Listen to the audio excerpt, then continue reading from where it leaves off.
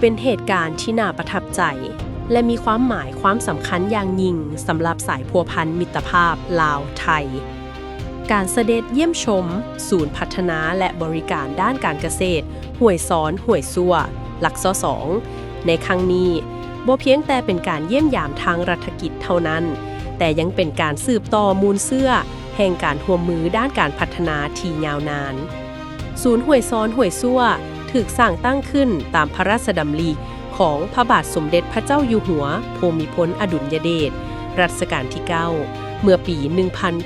1994 ถือเป็นโครงการตัวแบบแห่งทำอิฐที่เน้นการถ่ายทอดเทคโนโลยีการเกษตรให้แก่ประชาชนลาวเพื่อยกระดับคุณภาพชีวิตให้ดีขึ้นผลสำเร็จที่สำคัญของศูนย์แห่งนี้ได้กลายเป็นบ่อนเรียนรู้และสาธิตเทคนิคการเกษตรแบบครบวงจรซึ่งรวมมี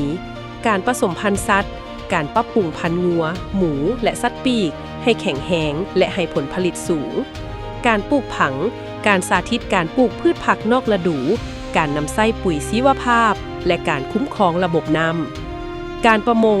การเลี้ยงป่าน้ำจืดและการขยายพันธุ์ป่าเพื่อเป็นแหล่งอาหารและรายรับให้ชาวเกษตรกร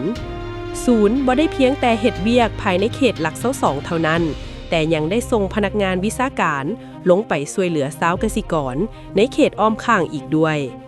ในโอกาสการเสด็จเยี่ยมชมในปี 2026 นี้ศูนย์ได้แสดงให้เห็นถึงการหันเปลี่ยนไปสู่กสิกรรมทันสมัยที่เน้นความยืนยง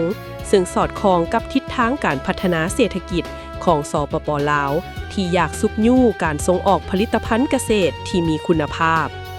โครงการนี้ถือเป็นสัญลักษณ์แห่งความฮักแพงและการแบ่งปันระหว่างสองชาติที่สืบทอดจากรุ่นสู่รุ่นอย่างแท้จริง